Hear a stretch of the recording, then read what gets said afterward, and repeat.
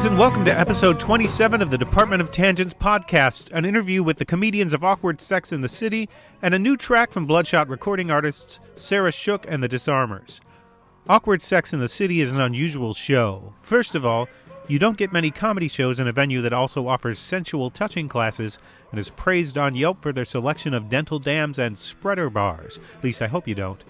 Each month, Natalie Wall hosts a rotating group of comics in a storytelling show about sex and romance held at the Pleasure Chest, an upscale toy store in the Upper East Side of New York. Wall has also put together a touring edition of the group made up of regulars from the New York show, Anita Flores, Bobby Hankinson, Karolena Theresa, and Jen Keefe. The stories range from sweet to graphic, but they are always awkward as per the name and always funny, although they probably didn't seem terribly funny when they happened. I covered an earlier version of the tour for the Boston Globe, and when they came back to Boston with a new lineup at Nick's Comedy Stop, it was a good chance to catch up with Wall and find out how the new group came together. I interviewed all 5 members of the touring group in an unused function room at Nick's that was appointed like some mashup of a period piece and the Dirty Dancing set, designed to project opulence and class, but a bit dark and strange. And I think the staff was wondering what we were all up to in there, so every so often, someone popped their head in to say hello, and you might hear that in the background. I talked to each comedian individually to get their personal stories. They tagged in and out, so there will be a slight pause in between them. After the interview, keep listening for a new track from Sarah Shook and the Disarmers, Nothing Feels Right But Doing Wrong. And now, the comedians of Awkward Sex and the City. Enjoy.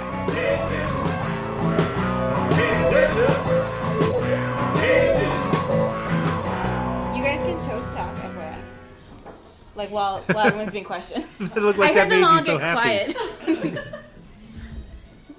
Okay, so we'll start with the basics. Why did you create Awkward Sex and the City? Definitely because, well, one, it was a blog. I graduated college and I had to come home. I couldn't move to New York City because I was just piss poor, and I was working at Macy's in Fredericksburg, Virginia, and needed something. I started writing because I was still afraid to perform, and then when I got to the city, I was like, I'm ready, let's do a show. But why I probably started it is probably, that's a good question. I like Sex in the City. Sex was universal. Everyone does it. And I just always felt very, free and open talking about it. And it was cool to hear people be like, I loved hearing that, and now I can say, this about me. And, I can feel better about my stories. And that was just really cool and whatnot from there. Did it grow out of stuff you were already talking about on stage? Yeah, absolutely. I'm trying to think of something specific, but I'm blanking, because some of the stories that were in the blog would be my first material on stage too. It was already kind of ready, and then seeing how different it is, how it is different just via paper or web, and to actually have people to interact with and hear the laughs that you assume are there, and then that's not a laugh there, and stuff like that. Yeah.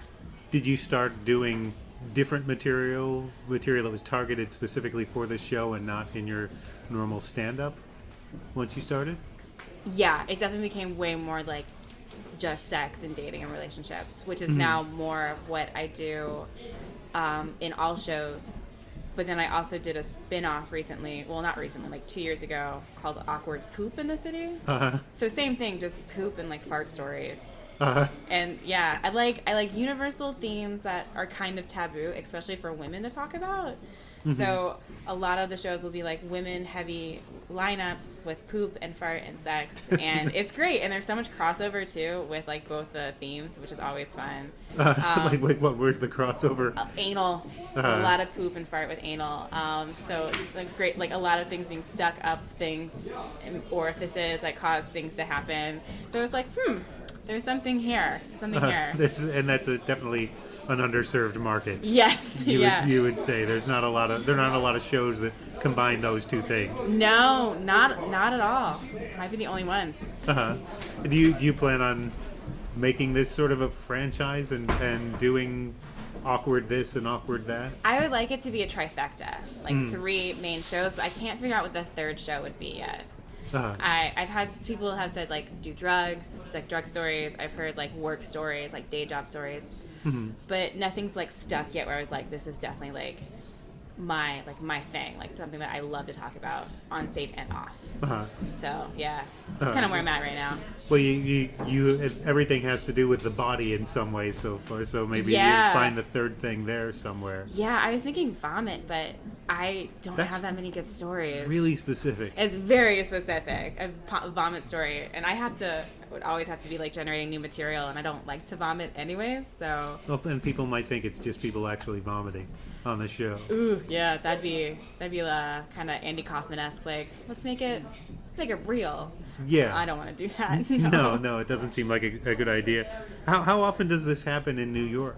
Once a month. So yesterday was our last New York show, and that's not all of us touring. I will always like pick new comedians in the city, up and coming, some big people like Nikki Glazer's on the show, Mike Kaplan's on the show. Mike's from here. Mike's great. Yeah, Mike's Boston. Yeah, he's a cool guy. And there's never been a story that's similar to each other. Like yesterday, there was a story about like a dog, a new puppy that wouldn't get off the bed and wouldn't stop like licking this guy's balls during the situation. And like during the situation. Yeah, never like done the show for 4 years now. Never heard anything like that. Yeah. Did it continually surprise you like that? Continually surprise me. Yeah, it's always a blast. And how has the show changed over the past few years? We spoke a little bit about how the lineup has changed. It's definitely as I've grown older and just being in the city and like learning, it's gotten so much more inclusive for like everything because it is so universal. And when the show started, it was definitely like a lot of like straight comedians, and I was like, that's stupid. What am I doing? And so it really hits like all the marks of like all the types of sexuality and like what makes things within those relationships awkward, whereas maybe not awkward in other relationships, and just really getting to like learn and grow from all the stories. That's really where it's grown, is really just learning more about sexuality and just what it means to people individually. Is that learning component important to you for the show? Is that? I think so. Like I'm definitely glad it's a part of it. I'm glad to I'm always so honored that people do this show because it is so, like, everything they're saying is so personal. And so you don't get people that are, like, doing a gimmick or doing, like, a specific character. It's really just, like, this person telling this story that, when it happened, is usually, like, not traumatic, but just, like, it sticks with you. And maybe you feel weird afterwards, or you're like, oh, that was a thing. And so they're coming onto the stage and telling such, like, a personal story, and then still finding, like, the light and the humor in it. And being so like brave to be like, yeah, this is what happened. Like I'm trying to think, like one guy was trying to figure out if he liked butt stuff, and so he stuck a plunger up his butt, you know, and he stuck a razor up his butt, and the batteries didn't come out with it. Like that's such a personal story to tell, and just be able to own it and be like, yes, like this is a razor is also a very strange thing. Not as, I don't know if there are normal things. It's not recommended by sex therapists. If you are, take off the razor blade and put a condom on it. This guy did not.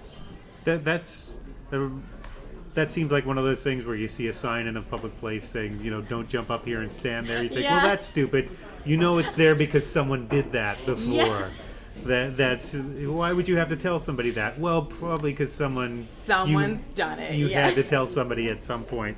Like there's a reason there's a show called Sex Sent Me to the ER. You know, like someone's done something, all of it. Like that's one of those horrifying finds when you're flipping through the channels. Yeah. You see that. Are people readily volunteering to be on the show, or are people reluctant to say things? To be this confessional about something so personal? The people that are reluctant usually have like a very specific persona to like their career that I'm like, that totally makes sense why you wouldn't want to do the show. But most people are like, yes, like put me on the show. I've got 1,000 stories. Let me do the show 1,000 times. A lot of people on the show, on this show, the touring show, have sketch and an improv experience. Is that something you look for? Is that should we address what this happened there? I don't know. I'm not exactly sure. Was it because of my coat? Oh, I hope so too. There was a random Jesus at the bar. and I'm not sure exactly why. I normally look for, so a lot of, I met some people through, like, I used to do improv at the Pit, People's Improv Theater, but I didn't like it. Like, it wasn't the right, I don't know, medium is the right word, but, like, I didn't feel good on it. But I look for mostly how are the personalities going to mesh, because you're in cars and you're in buses for long times. You're with each other like 48, right. 72 hours. So you have to make sure that like people just like each other, mesh well, the comedy meshes well, personalities. Like that's what I normally look for. I haven't really gone like, oh, they do improv. Definitely like all saw them too and was like, this person's funny. Like definitely want them on the tour. They have like a unique voice. Like everyone's style is so different from each other's. Everyone's like stories are always so different. Like that's what's kind of important to me. Do you find there's a specific audience for the show, or is it just you never know what you're going to get? You never know. You never know what you're going to get, because again, like everyone has sex, so like we get like some really good like age ranges. We get like a pretty good like slice, like 50-50, like ladies to men. I think tonight's a lot of moms, which we're excited about, and a lot of. How do you know that? Our local Bostonian has a lot of people coming to see her tonight, Jen. So there's a lot of moms. That girl. Yeah.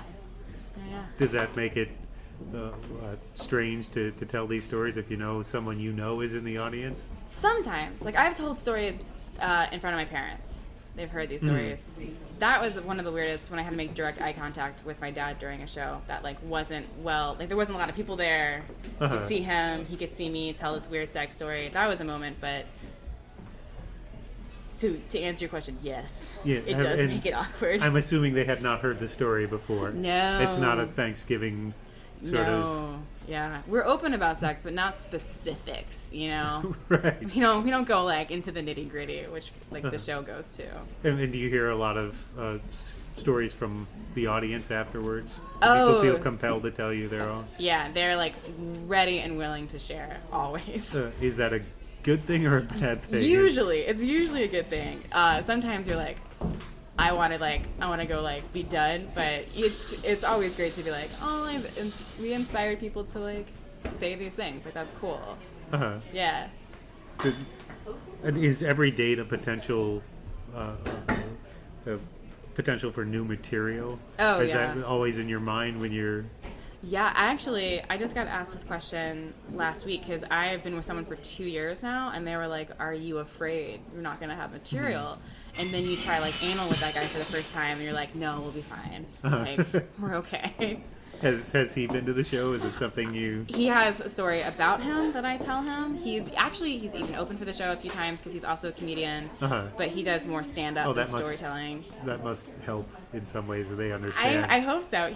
He's heard all of my stories. He can like say my stories verbatim. He's heard them so many times, which I kind of feel bad about. Sometimes I'll need like a bartender at my show, and he'll have to be the person that does it, and he knows like all the stories already and stuff like that. It seems like you'd either have to date a comedian or a doctor for them to understand yeah what you're doing on stage. Yeah, that's a good point. Yeah. Do you change the material for the show frequently? Or do you have set stuff that you do? I have about like 6 or 7 stories that I like to rotate, and I'm working on a new one now. So I guess kind of both. Like there's definitely like the story that I'm telling tonight, I have told before. It's not brand new, but we're always constantly trying to do new stuff, especially when we go because we go to Boston a lot, we go to DC a lot. We try to make sure, and we get repeat people, so we try to make sure that like we have new stuff for those audiences. Do you want this to be more of a storytelling show or more of a stand-up punchy kind of show? I love storytelling. I love Mike Birbiglia was definitely a big person that I like kind of geared a lot of like what I do on stage. I love a show that takes audiences like on a journey. Like I like when there's moments of just pure listening and just like the whole audience is like with you, waiting with like bated breath, and then you get them with like such a huge laugh line. So I think I always want this to be storytelling. Absolutely. And are these the kind of stories you would talk about in your day-to-day life with people, or are these? Oh yeah. Well, because for as long as I can remember, I've always been open about sex too. So these were just stories that I realized I could put these on stage. Like, people were laughing while I told them, so like, why not? Like, this is obviously like my thing. So yeah, definitely. Well, I guess the flip side of that, are they stories that you told to your friends first and then realized, oh, hey, this might be something I could do on stage? Kind of both. Some were like, oh, I could definitely do this on stage, and then from that realizing like, oh, I'm just going to do all of this. Like, I'm going to start just telling the stories on stage rather than telling my friends first to see like how it goes. And sometimes like people are involved in the stories, and I like hearing like how like close and accurate it is to like what they remember too, like from an outsider, from a different angle of the story and things like that. So what do you see as the future of the show? What would you like? Where would you like to go with this? I would love for it to be like a late night show on like Comedy Central, where it's like I host and I always have a slew of cool comedians coming in, telling awkward sex stories and just like getting it into like on like Netflix or people's TVs and just like really blowing up the brand.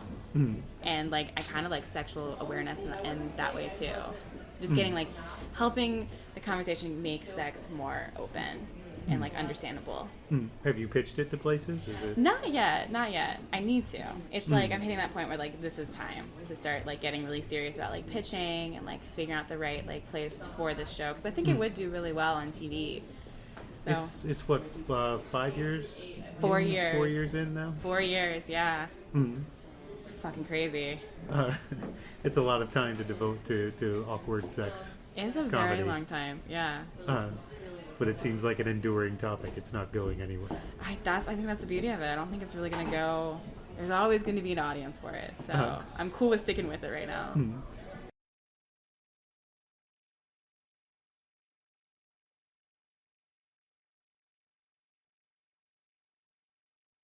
Hi, how are you? How are you? So, I'm going to have everybody sort of say their name and where they're from to start, so people know Sure. what. So, I am Bobby Hankinson. I live in Brooklyn, New York. is that where you're from originally? I'm from New York originally. I lived in Boston for 4 years. I went to school at Northeastern. Right, and we have writing for the Boston Globe in comic. Yes. I actually started as a co-op in the Living Arts department, actually. So I'm sure we know a lot of the same folks. Were you doing comedy when you were here? I was not. I started doing comedy about 2.5 years ago. What prompted you to start? I feel like I was just doing so much more freelance. I feel like the way writing has changed, especially on the internet, with blogging and things like that. And I was doing a lot of TV recaps, and I feel like humor and comedy just sort of coming together. And then starting open mics with friends, and next thing I know, doing it more and more. And why did you join the Awkward Sex in the City show? Oh, because it's amazing and hilarious. And so as soon as Natalie was like, "Do you want to join the tour?" I was like, "Absolutely." But I just think it's important to be talking about sex openly and frankly, and I think especially, I know as a gay man, like as there's much more like mainstreaming of the culture, like there's something sort of punk rock and radical about like being really explicit and naughty and talking openly about sex in public in the South and in other cities and everywhere else we've gone. Do you find your stories are fairly universal? Yes and no. I think that's what I want to try to like bridge. It's like I want to like embrace parts of it that are explicitly like part of the queer experience, and parts of it that might be that feel familiar, universal for everyone. That everyone feels uncomfortable and awkward on sex and datings, and so right. There's you hide. the mechanics are different, but there's the psychological effects, I would assume. Yes, and even I feel like the community and the way socially we interact is sometimes different too, whether it's on apps or whatever's happening. But I feel like there's a chance to like shine a light on that part of it too, and sort of like talk about it unabashedly and unashamed. So I'm asking a lot of people the same questions to see. So is every date now potential for material? Oh yeah, I mean everything's you're always everything is copy. As they Right. So I mean, I think you always are sort of logging different experiences, and that's what's universal. I think everybody has these stories, and everyone's telling them to their friends over brunch and telling them to their friends over drinks, and so everyone's doing that already. Everyone's already has everyone's sex lives are already content in some way, whether they're putting it on Twitter or they're doing it just with their friends over drinks. So I think this is just an extension of that. But is it on your mind on the actual date? Like, I can't wait to tell this. Oh, on I've definitely stage. like been in experiences where I'm like, this is gonna be great. Where you just go with where it's an awful experience in the present. Oh, totally. But you ride it because you know you're going to be able to tell this story later. Oh, absolutely. Do you change the material you do frequently? So I have a handful of stories, I guess, I kind of cycle through. Natalie tries to have it so that we never do the same stories in the same venue twice, so it kind of keeps it, everyone's kind of pushed to keep things fresh and try things out. And so, you keep new things in the rotation, and you always try to have some fresh material for going back to a venue that you've done before. So I probably have 4 like polished stories that I have like ready, and then like a dozen that are just like ideas or half ideas or whatever, notes. And is this stuff that you would likely talk about in your daily life with friends, or is this something you save for With friends, sure. stage? Yeah, with friends, absolutely. My family has never seen a show, like has never, and like it won't, is like explicitly disinvited, like from ever attending. And so they'll see like on the website or whatever, like, oh, you're gonna be in Philly, maybe we can. I'm like, nope. And one time, actually, recently, my mom asked. She was like, "Oh, do you have a show coming up at anything?" I'm like, "Why are you asking?" And she's like, "Oh, I just thought I saw it." I'm like, "You're not thinking of coming, are you?" And she's like, "No." I'm like, "You realize if you showed up at the show, I would walk off the stage and leave, right?" So it's adamant line drawn there. Man, Grandma's visiting. Yeah. She wanted to see one of your shows. Totally. I think there's something really weird about doing it. I'm very comfortable in front of strangers. Totally don't care. But like the idea of my family being in any of these, it keeps me up at night in cold sweats. So. Well, would you have them see a normal show of yours? I a guess. regular show? It's funny, I feel like doing this for so long now, I feel like so much of my material then has become, even when I'm doing like a normal stand-up show, there's like always like little bits that are pulled from stories and sexual and explicit and whatever. So I feel like it's permeated a lot of my other performance as well. So there is some crossover between... Oh, for sure. I think you definitely sort of, it blends a bit. I feel like, especially in New York, the storytelling and stand-up comedy scenes, there's like so much overlap there. And I think the best folks kind of pull from both and kind of are able to do like a hybrid that make it interesting, because it's like you have the punchlines, you have the nice rhythm of the story, but you also have like the narrative arc, and you also have a little bit of a journey with the audience. And you also host Queendom. I do. Is it a sort of a variety show or strictly a comedy show? It's comedy, but it's pretty loosely. It's all LGBT performers. So a lot of shows do LGBT performers and allies, and I'm like very strict. I'm like, no, LGBT only.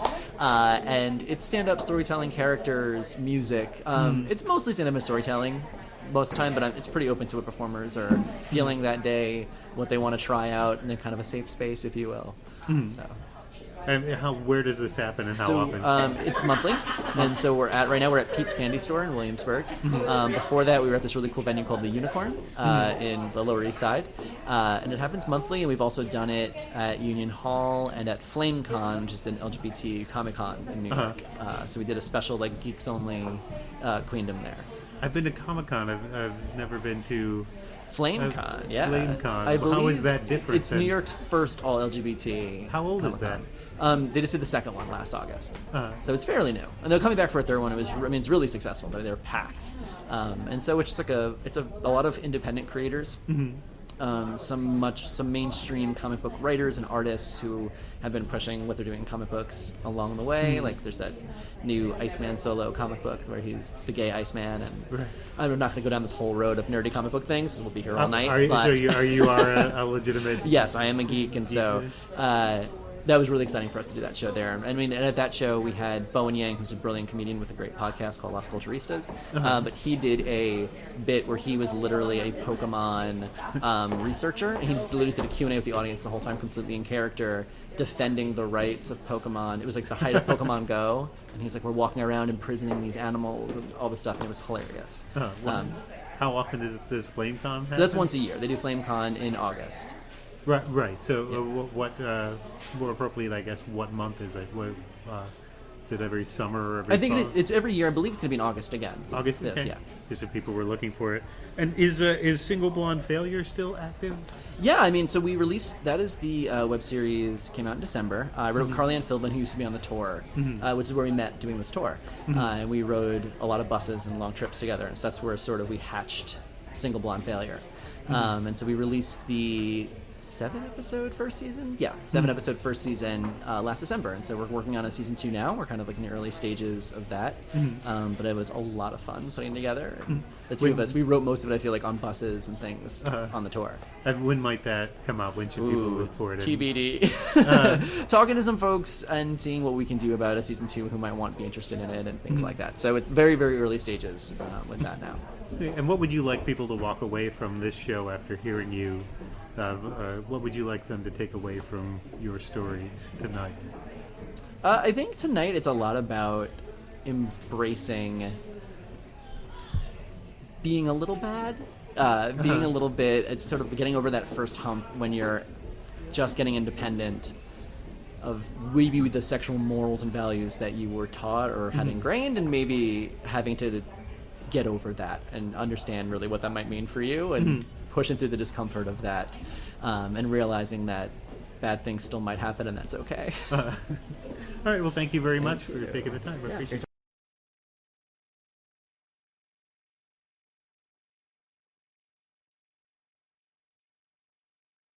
Thank you. Nice to see you. Nice to see you. We've already met. Yes. So I'm starting out having everybody say their name and where they're from, just to sort of introduce them to the... Great. My name's Anita Flores. I am from West Hartford, Connecticut. Soon to be an official New Yorker as of next year, because I'll have lived there 10 years. Oh, so that's the cutoff, 10 years. Yes, I'm getting this specifically from Sex and the City, not our show, Awkward Sex and the City. The show Sex and the City claimed, Carrie Bradshaw claimed, once you've been in New York for 10 years, you're a New Yorker. Do you feel like a New Yorker already? Do you feel like there's... I absolutely feel like a New Yorker. Mostly because there's nothing that really phases me on the subway anymore. Nudity, blood... Just, name sometimes something. in tandem. I've probably seen it all at this point. I don't bat an eye anymore. Did it take you a long time to get used to it? It took me, I'd say 5 years, I would say, to fully get used to it all.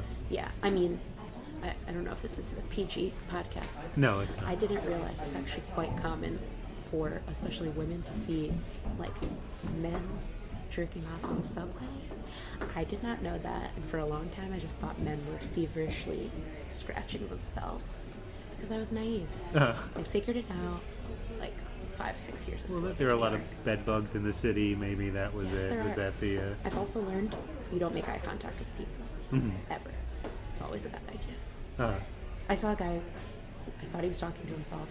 He was actually practicing a monologue, but he caught me looking at him because I really thought he was talking to somebody, and he was like, "If you must know, I'm practicing my monologue." And he shouted it across to me on the train, and then came over and he was like, "Did you hear me?" It was just, it was intense. So I don't look at people. And he probably was not actually practicing his monologue, or That's maybe he entirely was possible. practicing his monologue, but it wasn't for... It was his internal monologue, the everyday battle he has with himself. Yeah. Because people don't often practice their internal monologue. Not on the subway usually. Mine's always just going on in my head. So did you move to New York to become a comedian? I actually moved to New York. I had been a psych major for 2 years in New England. Realized I didn't want to go to, fancy school. What's that called? Graduate Medical school? I was going to call it doctor school. Doctor school. Well, then it's probably good you didn't go. I'll say. I'm also very bad at math. I'm really selling myself on this podcast. And then I actually moved to New York because I wanted to do film and television. And then from there, I started taking classes. I took an improv class, wasn't really into it. Took a sketch writing class, was kind of into it. And I took a storytelling class, and that's where I really shined. Mostly because I realized things happen to me, and I like talking about them. And you produce videos now, correct? You have the Queso channel? I do, yeah. I'm a digital video producer, so I write and produce my own videos with my friend Karolena Theresa, who is also a comedian. And I also host a monthly show called Party of Two, which is dating stories, modern romance, stories of modern romance. Where does that happen? That happens at the Pleasure Chest once a month. Our next show is on May 13th in New York. I'm assuming the Pleasure Chest isn't necessarily a bar and grill somewhere. It is actually a sex shop. And in the sex shop, below the sex shop, there is a classroom where they do classes, and they also do shows. So, also there's a sale on sex toys the night that you come to our show. So really, you can't lose. That's convenient. Yes. So why did you join the Awkward Sex in the City tour? What brought you to Well, I would say I've met a lot of interesting people over the years. In terms of, awkward sex, it's like everyone has, really embarrassing things that have happened to them when it comes to dating and sex. Not everyone wants to talk about it. I personally like talking about it, especially because you can see when we perform people reacting to things that I thought only happened to me. People are having the same reactions, which means, oh yeah, I'm not the only one that goes on like terrible dates. Right. So I really enjoy that, just kind of connecting with people. Mm-hmm. But I also just have a lot of stories. Especially Living in New York, being a woman in New York, you end up having a lot of dating stories if you're single. But wouldn't everybody have fairly terrible dating stories, would you say? Have you heard a lot of feedback from people about it? Yes. I mean, their own stories? Definitely. People come up to us after shows and have definitely been like, oh my God, me too. I mean, I would say there's more women in New York than men. Mm-hmm. So the pool is smaller. So I think the ladies often have to sort of set the bar lower. And that's how we end up going on weird dates with guys in cults. It's a story I'm going to be telling tonight about a guy in a cult. Yeah. Do you circulate the stories a lot? Do you change them from show to show frequently, or? I like to rotate. I definitely don't like to stay on the same story over and over. Especially when we go to new venues, I'll definitely try a different story. Tonight I haven't done this one in a long time. Which is a man that I met on Tinder. Yeah, there's an endless pool of dating stories because of online dating. That definitely helps. Are there a lot of gentlemen on Tinder, or is it? Not that many. Shockingly, I did meet my now boyfriend on Tinder, which is pretty shocking for me. But there's a lot of characters on Tinder. A lot of guys in finance. I'm not sure why. I don't know. A lot of pictures of guys in finance holding babies that aren't theirs. And puppies that aren't theirs. I don't know if they just were walking along and picked somebody else's baby or puppy up. And I think they think the women are going to respond very strongly to these children. Like, oh, he could make a good father. But when I see like a young 22-year-old guy holding clearly what's not his baby in a bar, that doesn't make me want to date him. Right. I've seen guys holding babies in bars pictures. Sadly, more than once. I've yet to hear a story involving Tinder that ended, and everything was great. And he didn't try and kill me. Well, I guess that would be a Not positive yet. outcome. Knock on wood. The worst thing that's happened to me on a Tinder date, I would say, I got in a fight with the guy because he told me he was against spaying or neutering pets. He considered it genital mutilation, and I could not let it go. Also, we went to brunch. Listeners, don't go to brunch on a first date, especially when you realize you hate each other before the food comes out. You're stuck. How did you know you hated each other? I think we got into the spaying and neutering conversation before my frittata came to the table. I was like, this is bad news. How did that even come up on a date? It's just both big Price is Right fans, I may have mentioned Bob Barker. I talk about TV a lot. I watched a lot of TV growing up, so it's a lot of what influences me in my life is television. Are these the types of stories you might talk about with friends in your regular life, or are they something you say for the stage? I absolutely talk to my friends about this stuff. If anything, my friends are the reason that they make me realize these stories are out of the ordinary, at least in the way I describe things. So I definitely run these stories by my friends, and if they think it's crazy, then I think it's worth telling on stage. Or even as things are happening to me, I'm like, yeah, I'm probably going to end up talking about this on stage. This is pretty insane. Are these stories you would tell in a normal stand-up set, or are they just for this show? I think I would probably be hesitant about if I were being broadcast nationally, or if I were on the nightly news. I probably wouldn't talk about it. Yes, that's save it for the stage. I haven't really done any sex stories in Yeah, I guess I tend to save it for the show, just because I know the people on the banner on the bill and the people in the audience, it's what they're expecting.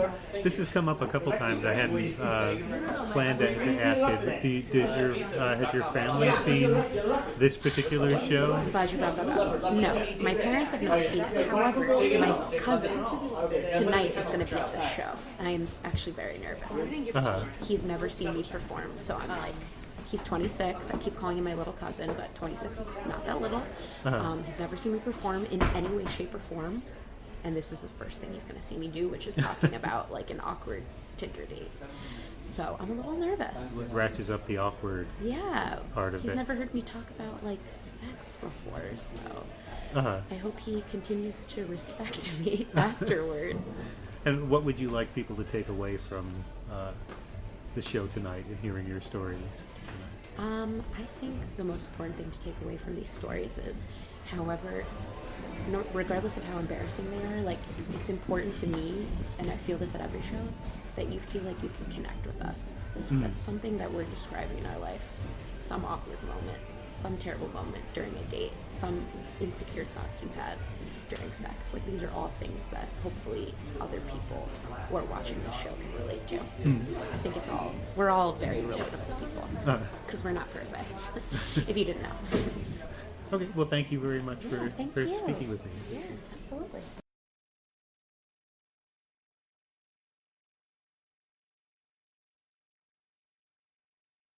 Nick, Nice to meet you. I'm having everybody, starting with everybody saying their name and where they're from to start out to identify them on the podcast. Yeah.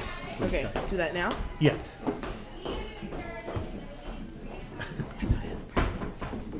You're preparing your Yes. No, I thought I had to burp. Oh, that's the worst. Yeah. I feel like my name is Karolena Theresa, and I am from Queens, New York. Originally from Queens, or did you move Originally to- from Queens. And how did you join the Awkward Sex in the City tour? Natalie and I both used to perform at the Pit. It's an improv theater in New York, and I did her Awkward Poop in the City show. And then after that, she asked me to join the tour. Yes, she mentioned that. That was an interesting parallel between the two shows, she said. I mean, listen, not so different. Not such a big parallel. Both are embarrassing stories. And she said there was a lot more crossover than she had expected. Exactly. That's exactly what I was thinking. So is every date a potential for material now because of this show for you? Is that something that's on your mind? No, because I'm not looking for awkward sex. I'm looking for good sex, you know? I'm not looking at the dude like, oh, I hope this goes weird. There are some people who mentioned during dates they're filing things away. Like, I can't wait to get on stage and talk about this. Well, one of my stories happened recently, and when it did happen, I was like, oh, I'm telling people about this. I was like, for sure. Do you change the stories a lot that you perform with Awkward Sex in the City, or do you keep the same few as there? For me, right now I have two that I think are, applicable and are good to use. But, I would. If I had another one, I'd throw it in there, give it a try. What makes a good story for this show?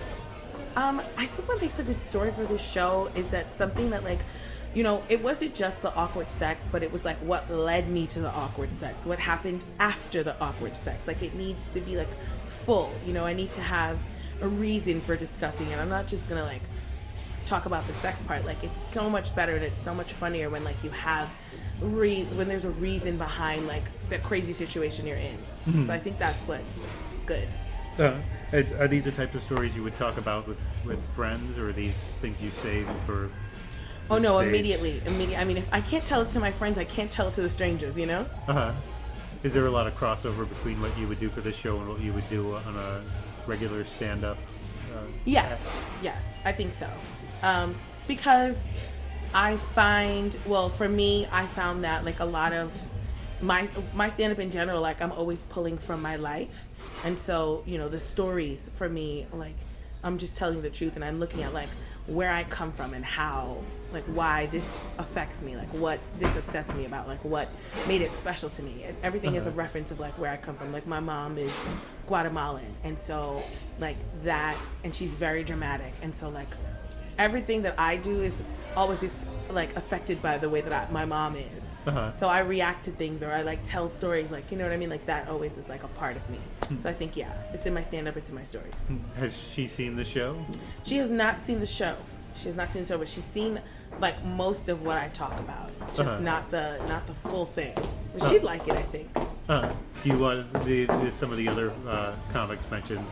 They're somewhat mortified by the idea of their family coming to the show. I would be mortified for my father, but my mom, she's my friend. She's my homegirl. Would you be could do that. mortified for them or of them being there? I would be mortified for my father because, you know, my mom and I are pretty out there, and my dad is way more reserved. So I think, you know, a lot of the things that she and I both do shock him all the time. So this would just be another thing on top of all the things that we do to him. And you do a couple of other shows in New York City, yes, correct? I do. Would you like to... I do a monthly show at Star Bar in Brooklyn called Bertha. I'm in a play called Hidden Figures that is going up at Little Fields on April 14th. Okay, all right. And just quickly, what would you like people to take away from your stories tonight? I would like people to take away, you know, that, you know, you go through things in life. You know, you got your ups and your downs, and like looking at the joke in something and looking at how funny like sex can be, looking at how funny how dating can be, makes your life a lot easier. Okay, well, thank you. Thank you very much. Sorry to take that. It was great to meet you. It was great to meet you.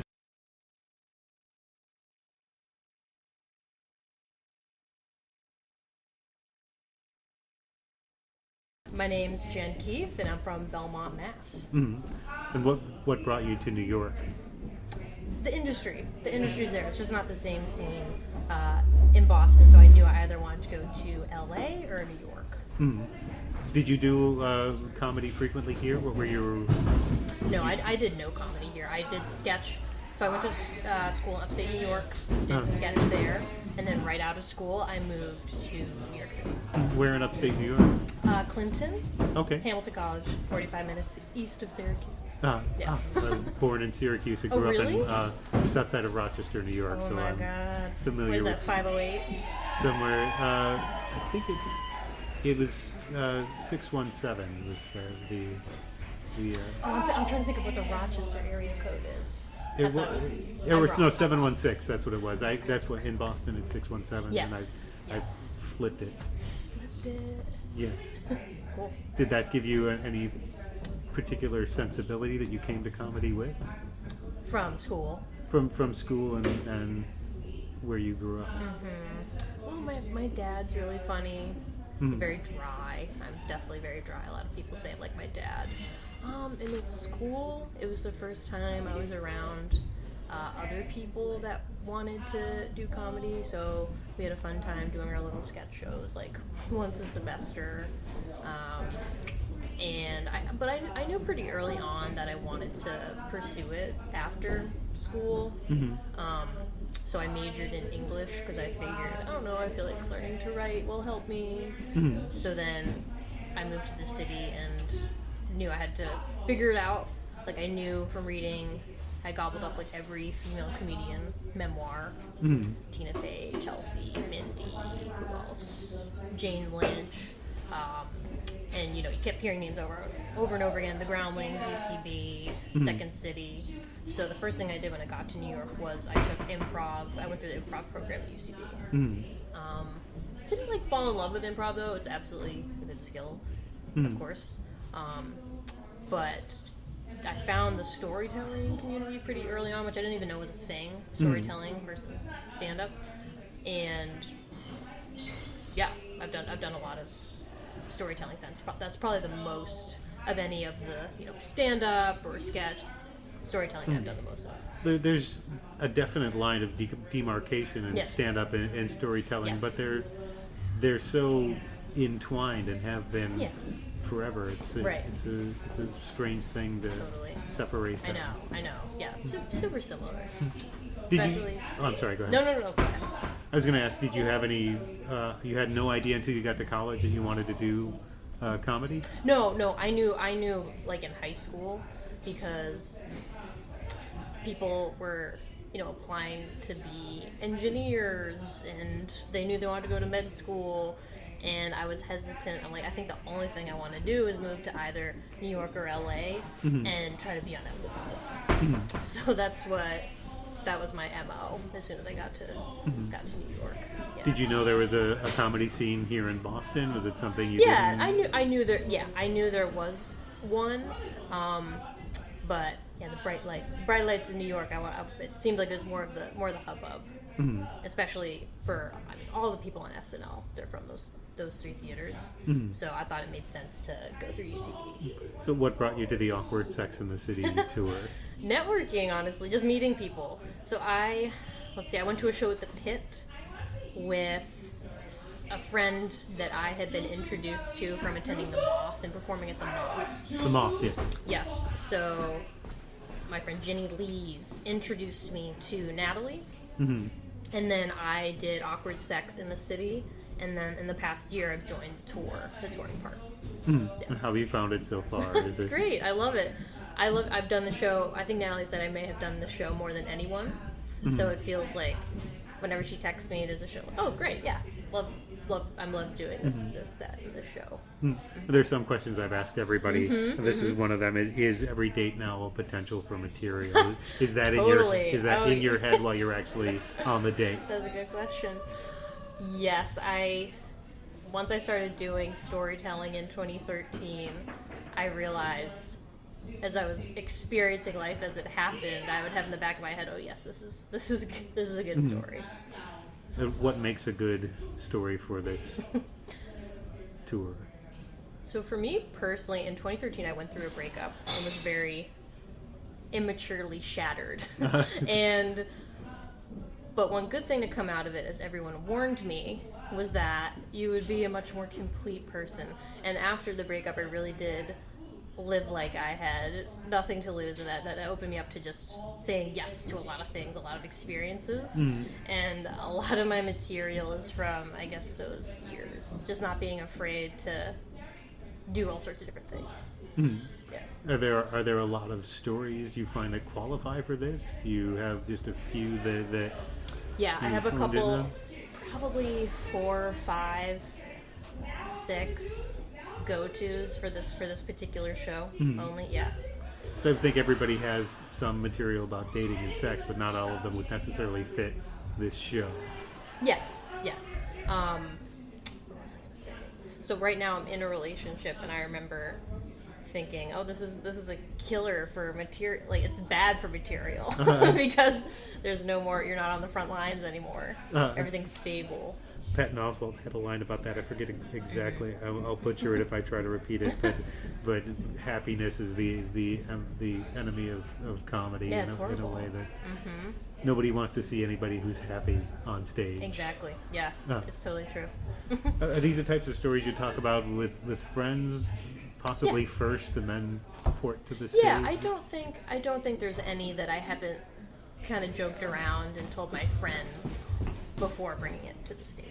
Because everyone on this tour is the same. We're all pretty organic. I think sometimes stand-up can be a little mechanical, and how you write the joke is really, really important, like the format and how you say it. But here, the vibe of the show is very much us talking to friends. Uh-huh. Yeah. And the flip side of that, I didn't think of this until I was talking with everybody today. Has your family seen this show, and your friends, I guess, by extension? A bunch of my friends have seen it. My brother saw it in DC a couple months ago. Tonight, my parents are here, and my little sister. So that should be interesting. But I honestly do have a very PG set. So I picked from those stories. So you cherry picked the most benign story for tonight. I'm also like pretty low key, very monogamous. So I don't have anything too crazy. Yeah. So awkward doesn't necessarily mean Promiscuous. yeah. Yeah. But that's got to be a strange instinct to try to parse. So you've got this audience in front of you, and you want to slay that audience. Yes. But then there's Mom. Exactly. It's a very specific set, I guess. Yeah, it's very specific. Like, okay, what is something PG-13 I could do for a show called Office License? Right. They would be fine if I did something more risque, but I'll cross that bridge at a later time. Yeah. So you've got a couple of interesting side gigs as well. Wedding officiant. Yes, and, love officiating weddings. And speaking at schools, grades 5 to 12. Yes. How does this all work about the together? Side hustle. I have a lot of wonderful teacher friends, and I was connected to a friend of mine that teaches at a school, and they were seeking a comedian to actually wrap up. They had sort of an enrichment day for students. It was, I forget what the theme was, but their classes were canceled. It's a surprise, I think. And they have, a day of workshops, and the kids do enjoy it, and they wanted to end with a comedian. So I went and told humiliating stories about high school, because I think that's what they want here. I also did a set for a group of 10th or 11th graders preparing for the SATs. A teacher wanted me to come in and just kind of get them to chill out. So I talked a lot about test taking and stuff, like getting diarrhea during a pre-calc test. Poop jokes is all those kids want. Like, did you do the awkward poop story? I have done that show, but man, that was a while ago. I can't even. Yeah, but I don't think I mixed the two. I think my high school stories were separate from my adult poop stories. And then I performed at my own high school. That was awesome because I just got to talk about the teachers, and everyone knows who you're talking about. And they're still there? A lot of them were. Yeah, when I had performed, I'd been out of high school. It'd been only 5 years since I graduated, so it was still relevant. And then the wedding officiating, a friend a couple years ago went to a wedding and told me how wonderful it was that the bride people had a friend officiate, and just how it added a whole nother level and made the ceremony really enjoyable for once. And I thought, wow, I really love public speaking, I love comedy, I love writing, I love reading about love stories. I think it's a perfect marriage, no pun intended, of a lot of skills that I have. Do all three of these things have something in common? The stand-up, the speaking with... Comedy, not being afraid to speak extemporaneously. Of course, enjoying being in front of an audience and being able to be in front of a crowd. Yeah, those are the main components. When you're performing as a wedding officiant, what do you say? I make it about, it's all about the couple. So I do a very personal, I write the whole ceremony myself. So I interview the couple beforehand, ask questions about how they met, what do you love about each other, what do you not stand about each other, any memories that you've shared that you want to make sure we talk about. And then I write an original ceremony that kind of revisits their love story, talks about favorite memories. Sometimes I incorporate the families. I get quotes from them, testimonials from them, and then I get down to the business. Did anyone in here thinks this couple should not be joining marriage, blah, blah, blah. Right. So it's not like an improv show where you take suggestions from the crowd about what you should... No. It's all about the couple, for sure. Yeah. So what would you like people to take away from the stories you tell tonight or on this show in general? So since I was little, I've been really good, I think especially for a young woman, at being myself. And I think that certainly extends to this show. Just living my life and not being afraid of who I am, and being accepting to all the different experiences that I seem to get myself into. So I hope people just leave feeling. Natalie gives a line at the beginning of every show that will make you feel better about yourselves. So there's a little bit of that, but I also hope people walk away feeling cool being themselves. All right, well, thank you very much. Yeah, for taking the time. Yeah. That was supposed to be the end of that interview, but I found out just seconds later that Keefe was involved in an interesting project we had to talk about just a little bit more. So this is a coda to the earlier interview. I just found out that you're in a horror web series that's coming up soon. Yes, a vampire horror comedy called Yodo, Only Die Once. What's the premise? I am part of a trio of 3 female friends that are hunting vampires. Yeah, and that's pretty much the premise. Are you a writer on it, or are you acting in it? I'm just acting in it. It's written and directed by Amanda B. Goodman, who has written, I think, 2 horror novels herself. I'm not sure if they're published or not, but she is. I have never met such an encyclopedia on the horror genre. Do you enjoy horror yourself? I hate horror. I tell people the scariest movie I've ever seen is Red Eye with Rachel McAdams, which is not a horror film. It's such a malleable genre. Yeah. So actually, Amanda, before Yodo, wrote a very small short film called Corey's First Horror Movie, and she wrote it after she heard that I had never seen a horror movie. Because still to this day, the most horrid movie I've seen was Get Out, and that's not even horror, really. I mean, I guess it's a very light horror, softcore horror. Psychological horror. It has a lot. Yes. It's horror in much the same way that Stepford Wives. Yes. And I was surprised. I went back and watched Stepford Wives recently. I was surprised how much they had in common in terms of tone and the beats, and even there were a couple nods to it. The artist part of it. Yeah, Get Out was amazing. Yeah. So that is considered horror. Yes. Yeah. So I've seen. That's pretty much it, though. For the past 20-odd years for horror films that I've seen. Is it just because they scare you? You don't like them? I don't like it. I don't enjoy it. I'm fascinated by people that love horror, like yourself. I just never want to experience that feeling. So how much horror, I guess, is in this new web series? There is. I mean, it's a comedy, so it's not all that scary. So it's half comedy, half horror. I'd say that I definitely bring more of the comedy to it as opposed to the horror. Well, for me, I've discussed this before. A good comedy horror movie, it's hard to beat that in terms of entertainment or even aerobic exercise, because they're both about ratcheting up the tension. The comedy releases it, and the horror has to keep ratcheting it up. So you get if you can put them both together, you siphon out a little bit and then bring it back up and siphon out. And yeah, I'll totally send you once it premieres. We're in post right now. I'll send you the links to it. When do you expect that to come out? Spring. They haven't given us a firm date, but we're having a premiere sometime this spring. And you're a vampire hunter, so what is your character? I'm like? Jamie. I'm very awkward. I'm very... There's a theme there between this. Exactly. Jamie, I don't want to say she's dumb, but she's awkward. She doesn't pick up on stuff. Yeah, the other 2 in the trio are leading. Yeah. It would be difficult to be awkward and a vampire hunter. Yes, I'm not a great vampire hunter. Though in the end, the character that I play, Jamie, she plays a major role in some hunting, I'll say. And that's all I can say. So she, despite her awkwardness, lives through at least most of the series. Yes. Yes. An arrow to the head isn't always a trick.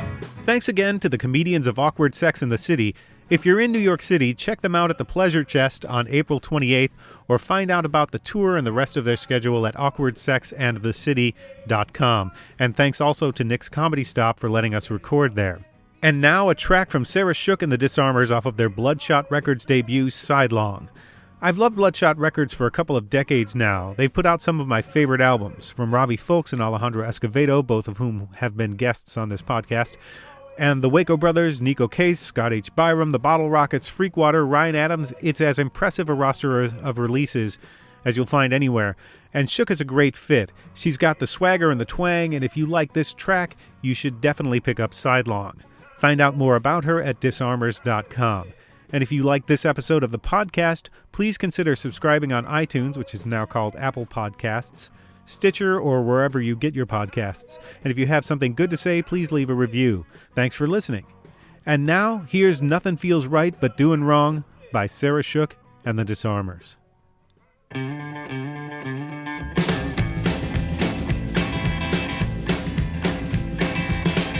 more dance with the devil.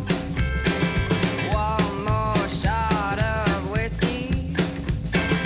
One more heaping dose of trouble. One more sad, sad song. It's always only just one more. I don't know what I'll leave the lights on for. Nothing feels right but doing wrong anymore. Nothing feels right but doing wrong anymore. Nothing feels right but doing wrong anymore. One more one night stand. One more upper in my hand. One more make it a double. One more bridge to burn. It's always only just one more. I don't know what I'll leave the lights on for. Nothing feels right but doing wrong anymore. Nothing feels right but doing wrong anymore. Nothing feels right but doing wrong anymore.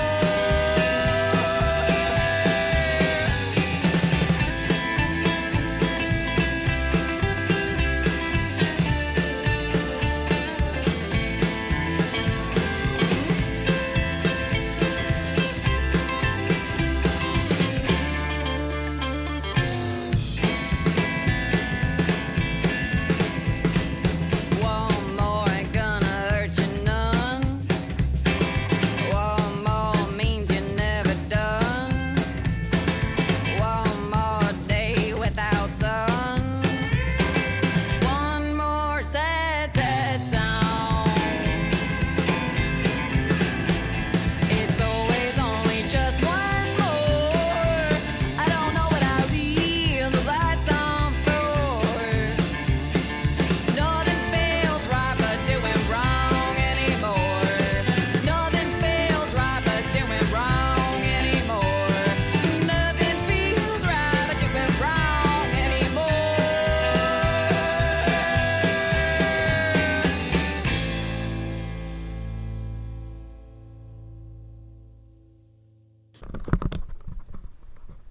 Neil Young,